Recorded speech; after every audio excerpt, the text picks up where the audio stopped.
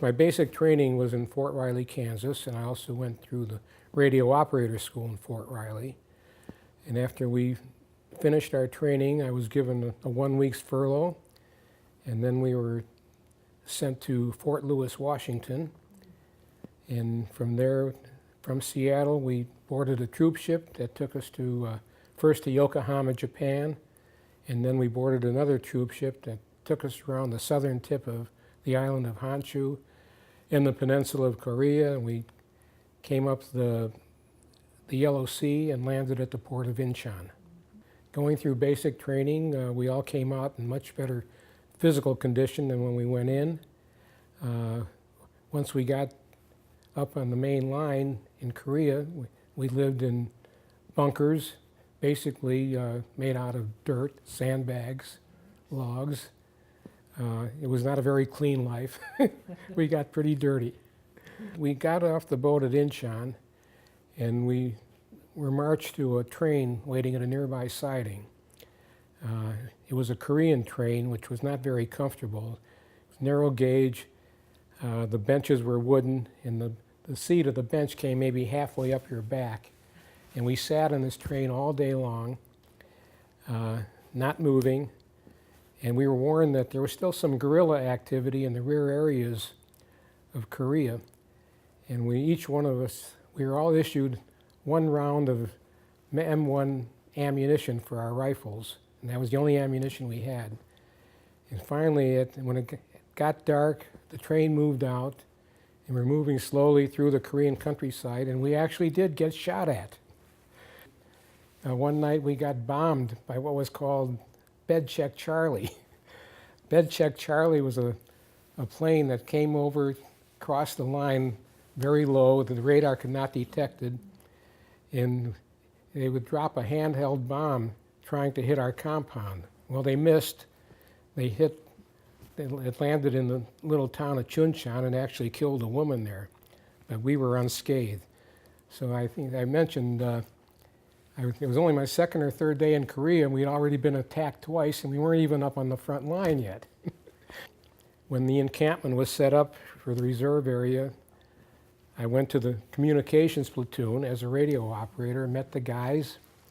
I was there about 2 days when I was summoned by a major, S1 was called, personnel.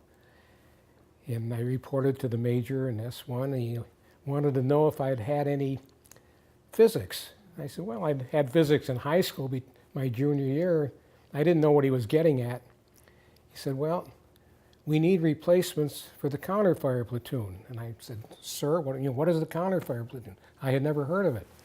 He said, well, we need you to go up on line with the Turkish Brigade. The Turkish Brigade, which is a permanent part of our division, was up on line. They had just relieved the Marines. So I was given the choice. I did not have to go. I was asked to volunteer, and I thought to myself, if I didn't volunteer, they'd probably assign me to the counterfire platoon anyway. So I said, yes, sir, I would be happy to serve with the Turkish Brigade. And he explained to me what counterfire was and how I would be trained by the veteran members of the platoon. When the war ended, well, when the shooting stopped, I was in this reserve area I was just talking about, which was on the banks of the Han River. And that was I say, nobody celebrated. You may have seen the episode in MASH where they were banging drums, and well, that's not what happened, because nobody really thought the truce was going to last. So we didn't get too excited. I learned afterwards that it's a war we probably really didn't need to be in. After reading a lot of history, I thought President Truman did the right thing at the time. They did a lot of brainwashing. We were in basic training, we were brainwashed to believe that those of us who would be going into combat should feel honored. It was an honor and a privilege to fight for your country, which I believed, and I still believe that. But then on the troop ship going overseas, there was a group of Army stockade prisoners who had been convicted of various court-martial offenses, but if they agreed to go up to a line company in combat, their sentences were commuted. and written off. Well, I didn't feel very honored to be going into combat with a bunch of misfit ex-cons. And also, we were brainwashed during that time of the communist scare, and we were fighting against communism, and we believed all that. Although we learned that communism really wasn't the threat to this country that we were told it was. By the end of the war, everybody had a different attitude. And like I say, we felt that it was not a war worth dying for at that point. Mainly, I was just thankful to survive. I was proud of my duty in the infantry, and I was glad to get out.